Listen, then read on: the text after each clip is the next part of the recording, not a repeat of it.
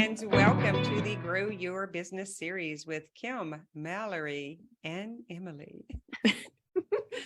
Hey guys, we are coming right at you live today to talk about business and family, or business and relationships. And we're just going to share our personal perspective of some of the things that has worked for us. So as you know, I have 5 children and 12 grandbabies and a husband of 30 something years. And I figured a few things out. I've been in business my entire adult life, and I know the challenges that come with that. And coaching these 2 young mamas, we've been able to really transform the way that they see time, the way that they see, we could call it like rules or boundaries and morality, those sorts of things. So I wanted to just have an open discussion. And if you look behind Malerie, this is a perfect example of having her daughter here who came for a few hours. And this is definitely something that, look behind you too, Emily, we're full of signs everywhere. Is how do we integrate our mamaism, and our partnerism? How do we integrate that in our business and still be successful, feel satisfied, have challenges of achievement, and still play the roles that are so important to us? So I'll go ahead and start with Malerie, since you're up at the top from where I'm sitting and I'm looking at your background. Do you want to first just talk about what were the challenges and the impossibility? I don't even want to say what you used to say when I first met you. You were definitely a victim of mamahood, and where you are now. So what was the challenge that you overcame so that those who are listening can understand? As far as business, the challenge with business? Children, husbands in business. Like, you left the PT world, which is ridiculous according to the material world. Like, what doctor stops doing that thing to go off and live their dream, right? Mm-hmm. So where you came from through this last 4-year journey, and then what's been the shift that will help someone else? For whatever multiple reasons, growing up, I believed that I had to go to school and have a degree and go to work to do something in the healthcare industry, because that would give me security and stability, and I would be able to make enough money to support my family. And I did exactly that. And then when I started doing the inner work and like really getting in touch with what I actually want from my life, it was not that. It's a great career. I loved parts of it, and there were parts of it that I did not love. And when I had to go back, like after I had my first baby and going back to work, there was all that mom guilt, like I should be with my kids. And instead I'm going do this thing that I'm really not loving. And it equated to spending a lot more time doing something that I don't love doing, and then coming home and feeling guilty, and then feeling like I was missing out on my kids' lives growing up. And then they, like, as they got older, they would see me going to work and kind of almost dreading it sometimes. Like, I didn't want to go. I didn't want to do it because I had started doing something more that did light me up, that I did enjoy doing, that I was able to make money doing. And that was the photography, the branding photography. And then I connected with you and we started doing this business stuff, and it was so much more fun. And even now they're like, when they complain that they don't want to go to school, they're like, it's different for you because you like going to work. I don't like going to school. And I'm like, I totally get it. You're right. I understand. And I had to go to school before I could get to where I could create something that I was qualified to do, that I love doing. So it doesn't feel like work anymore. So I get to do the thing that I enjoy now and make the time for them, where I'm not like drained of all my energy that I want to give them. Like, I want to give them the best of me. I think everyone says that. I want to give my people that I love the best of me, and not like what's left of me at the end of the day. So creating the business and doing the thing that I really loved, that I really enjoy doing, allows me to do that with them. I think everyone says that. There was something that came to me that just left me, of course. It's part of it was I wanted to prove to myself, and I want to show them that you can make money and support your family and have a great life and have a good income doing something that you enjoy doing, that fills you up, that doesn't drain you, that you're not just doing it and going to a job for a paycheck. That is what I was doing, and I didn't want to do that, and now I don't have to do that. Really, and I kind of want to demystify some of this. Like it was an easy jump for you to go from what you were making as a physical therapist and moving into like, oh, I'm going to have my own business. I can make all kind of money. I can maybe even double what I was making before. Like, let's get real about that. Because I do think that there is a misconception in the market that coaching is glamorized. It's kind of like put on this, like you can do, and here I made $1 million. I made $800,000. Anyone can do it. And you heard that, you saw that, right? And then what is the actuality of getting there? Like, are you entitled to make 6 figures because you were making 6 figures as a physical therapist? No. It takes, for me, it did take some time. It took a lot of being coached so that I could recognize, like agree that I have something that I can offer to someone that's going to help them. It took a lot of that. And it took a lot of understanding how business works and how online business works and becoming the person who is the business owner, the entrepreneur, the CEO, whatever you want to call it, whatever mindset word works for you. There's a becoming phase. And sometimes it can happen quick. And sometimes it took me, I don't know, it took me a couple of years. I don't know if that's long or not, but it took a lot of trial and experience to be able to see what I was doing and what I was thinking that was creating that, so that I could see what would help me get to that phase and then become that. So I floundered a lot. I tried some things that didn't work, and I, thank God, had access to a coach who could help me. Like, you really helped me see what I was doing and what I was thinking that created that, so that I could change it. I think that was the most, the biggest tool that I had that helped me make the jump, that helped me become that person. Yeah, because it's really interesting that what the mind perceives and sees, and then the actuality. Like, oh, what? Wait, like we say things and don't even know what we're saying, or we hear someone say something and we really don't get it because we can only see from the perception that we have. So he goes from this glamorous dream to like in the mud. And it's only if you're willing to come climbing out of the mud that you can get back to it. Do you agree? Yeah. Like a lot of times you were explaining, this is the vision that I see for this business that we were in together. And it took a long time for me to be able to see that, but I stayed with it. A lot of it was because I trusted you. Because you were telling me this vision and I was like, what? Like, whoa, I can't even imagine that.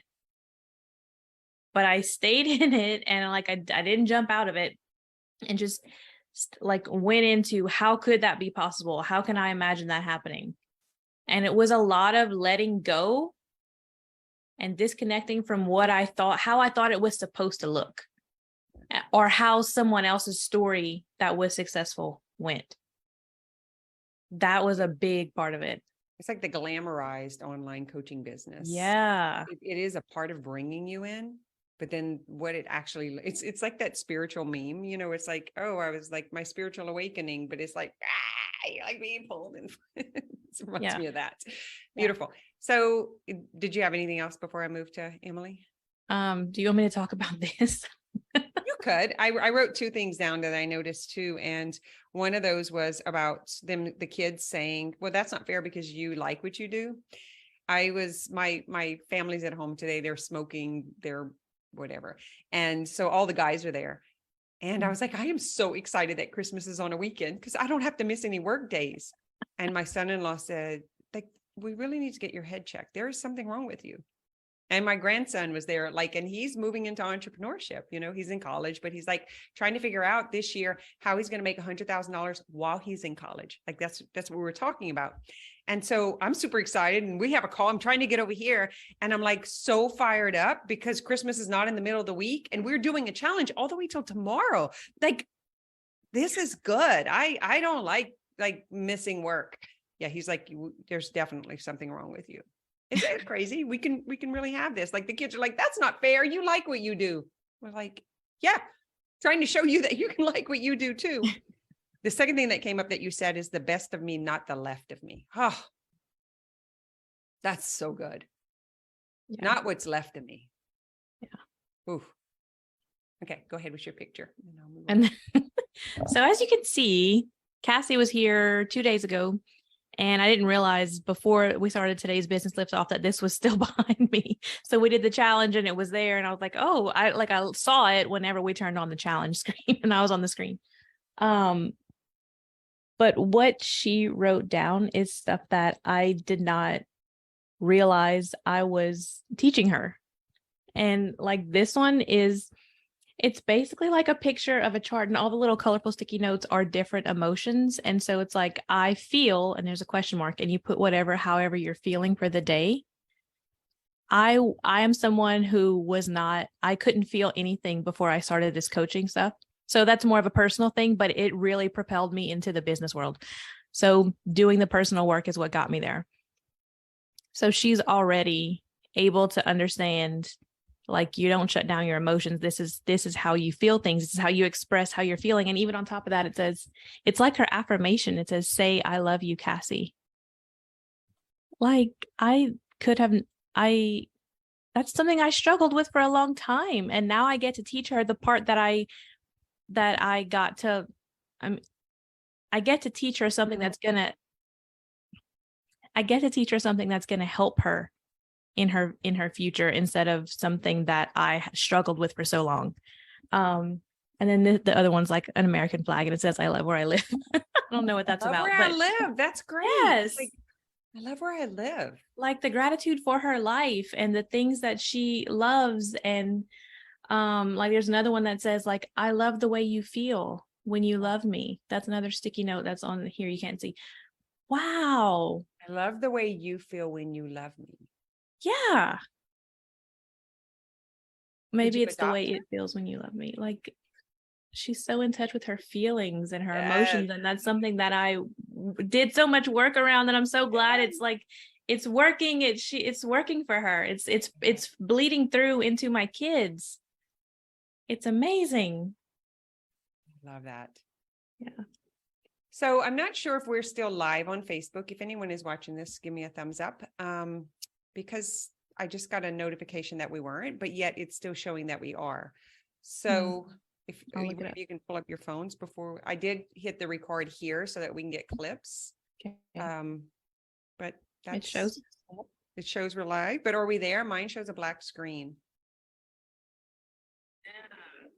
It's there. It's there. Devin is watching. Okay, perfect. Then it's just my stuff. All right. Thank you. I love that.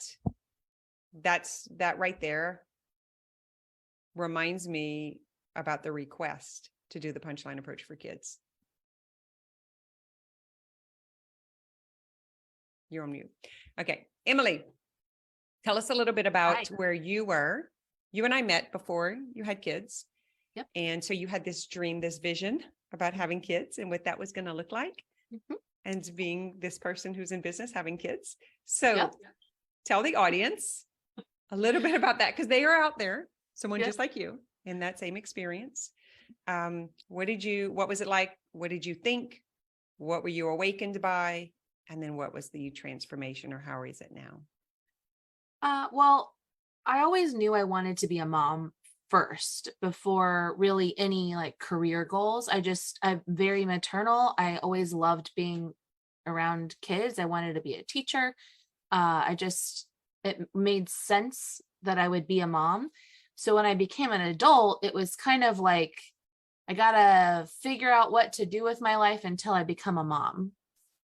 And so I tried a bunch of different jobs. I went to school a few times, and I I tried to find what would be fulfilling for me, but I always knew when my husband comes along and we have kids, then I'll just be a mom. And so there was a point when I was in a very dark depression in my 20s, and I did not believe I could be a wife or a mom anymore. I thought it's not available for me. It hasn't worked. And I just wanted to die, honestly. And then I found coaching. And so when I realized I could want to live and then I could learn how to help people do that too, then I had this sudden, like, strong career goal. Beside, like, I was in HR and it made me money, but it wasn't like my life's passion. So I was just staying in HR until I could become a coach. And then I saw these millionaire coaches, and I was like, oh, if I can make millions of dollars, then I can do all these fun things I want to do. And I could have a family and just give them whatever we need and provide and travel. And I just suddenly was like, all right, I'm going to be a millionaire coach, and I'm going to be the most amazing wife and mom. And when I met my husband, that's what I told him. It's like, this is who I am now. And I've been like, I branded myself as that. I didn't know it at the time that I was doing, but I was like projecting this future. And so then when I got married and had my son, then like the reality of that, those two realities being so different hit me like, oh, in order to be this most amazing wife and mom, in my head, that meant give my all to that. And then I was like, but how am I going to work a business and be a millionaire coach? Like, those two realities in my head could no longer coexist. So I was struggling the day I left my job, like with the reality of being a working mom. So the first year of my son's life, I was just struggling with being a mom. I couldn't even, graduating from your certification and trying to learn how to actually start the business. I could only receive so much information from you because I was hormonal and had so much anxiety as a new mom. And I was like, I'm doing everything wrong.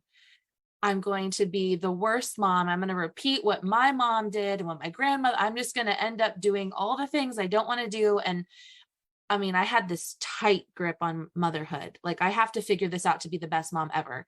And that held me back from really pushing myself in business, because that meant I would be a bad mom.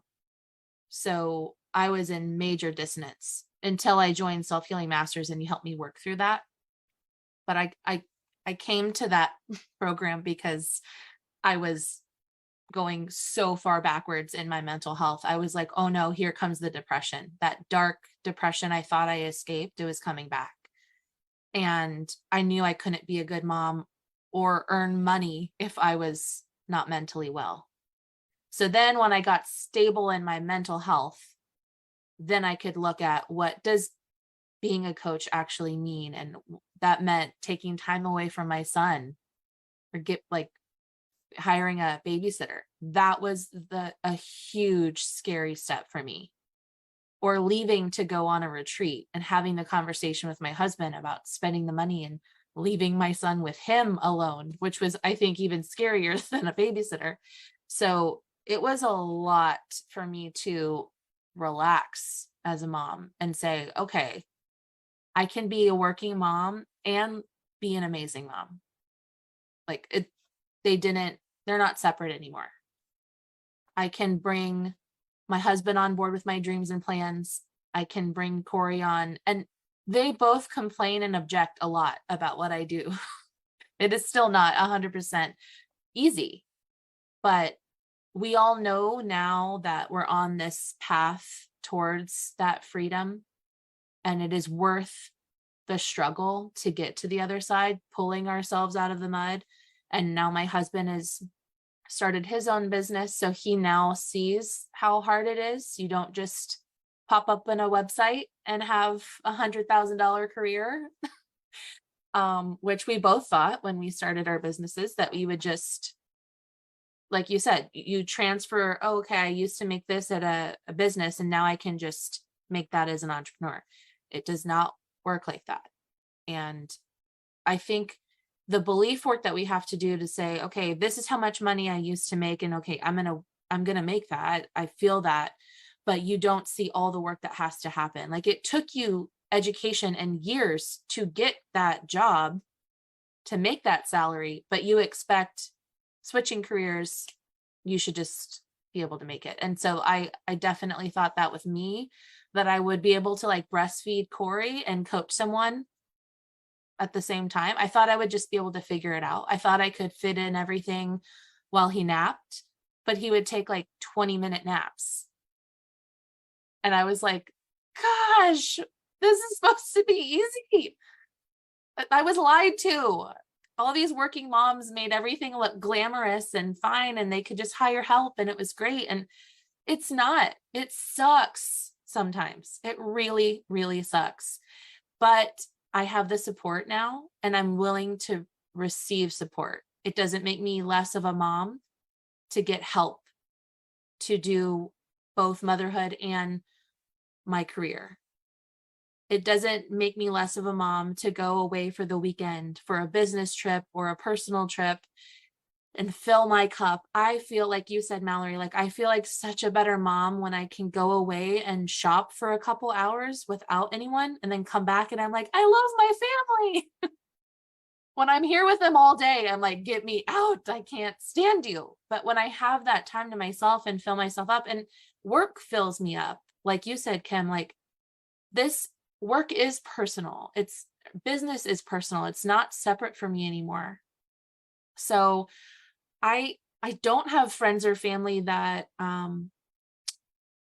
question that anymore, because the conversation is no longer available. I don't have to tolerate it, or I don't have to justify it anymore. It's just who I am now because of this work over the past couple years. Really interesting that you said that. It's because it's not true for you anymore. Right. That's it. Yeah.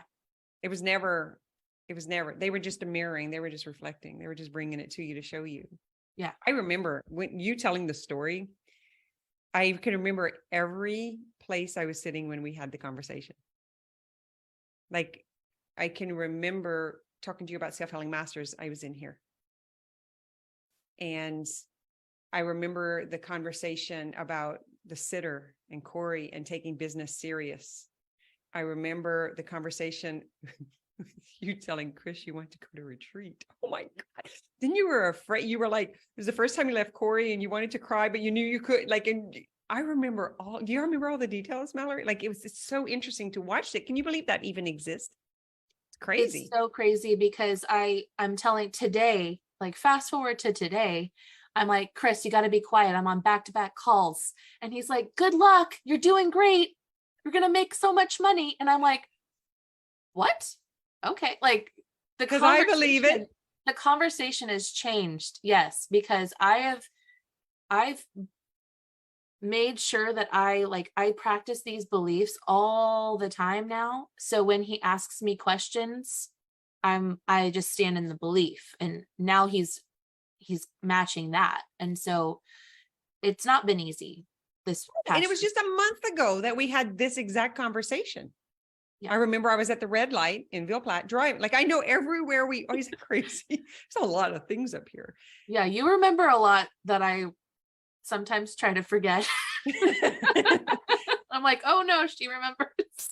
I wrote so many things down. How long it takes. Like it is for sure happening. This is not, it's not even in question anymore, but the misconception about how long it would take and that it would look like this is all of the products that I offer in the business come from these experiences, is creating something to help that person get from here to here. And so the time in Self-Healing Masters groomed you for eSchool. You weren't ready for eSchool. Self-Healing Masters is the place where you come and practice being the future self. eSchool is the place where you put that self out into the market. And so like hearing you say the story again, I was like, oh yeah, that's exactly it. The problem was a coach certification does not entitle you to a 6-7 figure business. And that was the problem. Okay. And then, so I wrote down the retreat talk, how long it takes, self-healing masters to e-school, and then the 3 other things, but one is together. So what we talk about in e-school, one of our very first 4-hour, what do you call that, workshops, was about bringing your family on board. And so that's like what Malerie has behind her, and the conversations you and Chris are having now. And Corey, like, where's Miss Kim? Where's Malerie? Where's, like, it's like we're a part of his life. He's a part of our business. And I think it's important that we say that. Sometimes the kids barge in, you know, sometimes we have to get up and leave. I had my grandbaby for a few hours. Like, I was like, whoa, this has changed. I needed that little wake up, you know, to remind me that, can you imagine? Like, you're going to breastfeed and take a call. That was before you realized how present you have to be and how neutral you have to be to actually coach, because your perception of coaching has changed. Can you see that? Because that was a time when you thought you just needed to tell them whatever they needed to hear. But now, coming through so much intensive training and practice and coaching, you have to have undivided attention. Like, you're in with them. And I think that there's a lot of that in the coaching industry, that they think they can multitask, that they think, oh, I'm just going to tell them what I can do this with my eyes closed. But that doesn't include that conscious space and the presence and the intimacy that we hold as integrative coaches. So I love that you brought that up. That's it. I think that's all I had. So when I found out I was pregnant, I was working in HR and corporate. I told them, I'm not putting my son in daycare. So if I'm going to work here, I have to figure out how I'm going to work from home with my son. And they were like, oh, of course, we love you. We want to keep you on board. And the conversation was easy, because I was like, I'm not putting him in daycare right at 6 weeks or 8 weeks. That's ridiculous. That's a whole conversation of paid time off for moms in the corporate workspace, which I think is huge, and why moms feel so held back being a working mom. But the last day of my maternity leave, I was laid off with, you know, a few other people. There was a series of layoffs happening, and I believe because they knew that you can't just breastfeed your kid on work calls. I didn't know that. I thought I could just do it all the time. I thought I could maintain everything the way it was. I didn't know the earthquake that would happen, that is motherhood. I didn't know it would take up all of my time and energy in those first few months. And so it was really a gift to be laid off, to show me that I had unrealistic expectations, and to open up the space I needed to start working for myself. But it didn't happen until I got through that personal work with self-healing masters. I wouldn't have been able to believe it was possible for me if I had had that old mindset. We have a student in e-school that's a similar experience with getting pregnant, and, you know, she was in pharmacy, and the conversation that comes up about that, like, oh, we can't have your undivided attention anymore. So it kind of just helps make that decision. And that's something that women have been fighting for, you know. But I love the way that you reframed it and put it in the position of, like, actually, I can create and have those realistic expectations for how I know it's going to go. So before we end it, I just want to get some feedback from both of you on what was your biggest aha or awareness, or your biggest shift for you be able to do both? Like, what has made it possible for you, if you're talking to someone else who is like a fairly new coach or moving into this, and they're like in the balancing act? What would be this is what made the difference for me. This is what woke me up. This is. For me, I think it was being able to envision and imagine something different. Because for a long time, I couldn't even imagine what I would want for my life to look like, to wake up in the day and say, this is what I would like my day to look like. And for my family, like, because I was so narrow-minded and limited by what I had seen so far. So what were you thinking when I was saying it? This is so interesting. What was I thinking? Like when because we have, like, we literally show people how to do this. So Mhm. we have a training on it. We've got videos on it. We've talked Mhm. about it. Were you just thinking, yeah, that's cute? Like, whatever, you don't know, you don't understand. Or were you like, yeah. And then like, oh, it's hard. Like, what was, I want to know what was actually happening. It was like, wow, yeah, that would be amazing. Yeah, but that's not how it is. There it is. There it is. Yeah, that's cute. And I'm going to do it. And they don't comply. Yeah, it was like, it was kind of like, I want it, but I can't have it. Like, that's not what it looks like right now. I don't know how things would ever change for that to happen.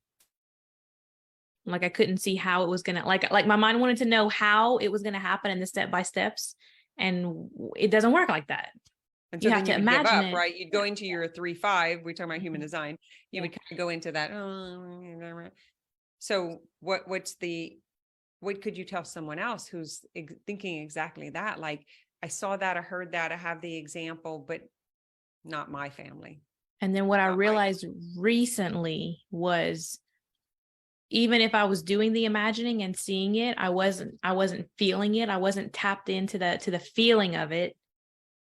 But when you keep doing the work and you keep taking the steps, and then you're like, oh, there's the feeling. That's why this means so much to me. Because the feeling, that's the law of attraction that you teach. The feeling, when you can feel it, that's whenever it magnetizes it to you, and the opportunities just show up, and you just keep taking the next step, keeping the vision in mind, and doing it in that feeling of what that feels like. So that was the two connecting pieces. So what I hear you saying is, I saw it, I heard it, I tried it, I thought it was impossible. So then I tried again, I envisioned it, it was still impossible, but then I envisioned it and I felt it, and then I started getting it. So you are describing, like, what we're going to be doing in Belief Bootcamp. You're describing the actual punchline approach, the process. Yeah. Of all of it. This is great. So are you getting the awareness as you say it? Yeah. Yeah. So it's almost like this is what we teach. It's almost like it works. I say that all the time because I keep having new awarenesses and new experiences. I'm like, oh, it's almost like what I do freaking works. Like what I teach people works. Well, yeah. And as a 3-5, I can say I have done it over and over. I've tried a bunch of things that didn't work, and this is what works. So just listen and do what we tell you to do, because it works. So if you can't imagine it, you can't have it. If you can't feel it, you can't have it. If you can't imagine and feel it, then you don't believe it, so you can't receive it. That's the punchline of what you just said. Yeah. Thank you. That's it. That's the one. That's it. Easier said than done. It's almost like the glamorizing, like the stage coaches, like they glamorize it. That's the punchline. That's what it is. But the messy in the middle has to happen too. So don't expect that you're going to follow it just like that and it's just going to work. There's going to be something that's going to happen. Don't let that knock you off the track. Just keep going with it. Can they like, realistically, can they keep going and moving through it without having a mentor or someone keeping it? Because I'm remembering a 20-hour drive to understand this stuff. Mm-hmm. Yeah, it's gonna happen. So expect it to happen. Okay. Keep going. Keep getting coaching. Keep staying with the process. Keep asking the questions, even though you've asked them 10 million times, because obviously you didn't get it. Okay. It's like learning how to play basketball from a textbook. Like, you can read step by step how to dribble a ball, but you have to pick up the ball and feel it with your hands and feel the pressure of how fast and hard you have to bounce the ball to get it to come back to your hand, to feel what it's like to shoot. Like, that's and then you need a coach to watch your form to see, like, oh, actually you're doing this with your arm and that's why it's not working for you. There's a lot that goes into playing a sport. You can't read that from a textbook. And this is life. This is like creating a business and a family. It's big. So it's like the kid watching the parent play basketball, and then they pick the ball up and it falls flat.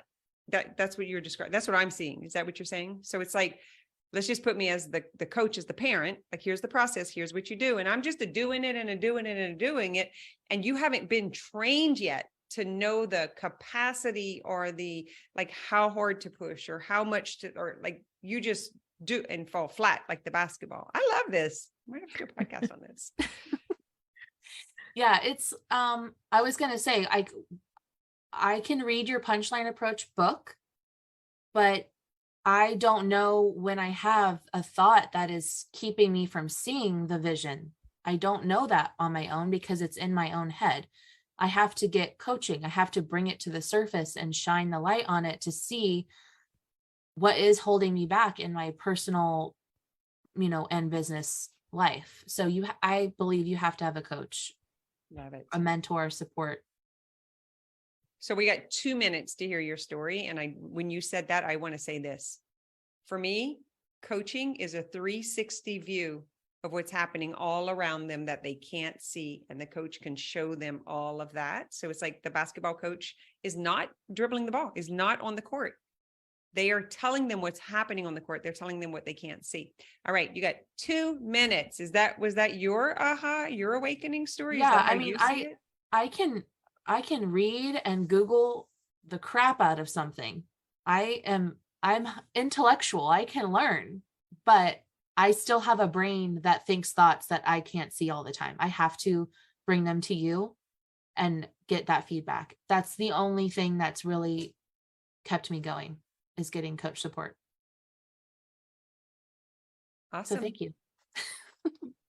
All right, guys, we're going to keep doing this Grow Your Business series. It's planned through next year. So we are just going to come on week after week, session after session, and we're going to give you tidbits of ways that you can mindset, strategy, marketing, messaging, branding, all of the things. And we're just going to piece them together. You can go to the YouTube channel. I can put it below in the comments, and we've already got some stuff there, and we're going to be here live.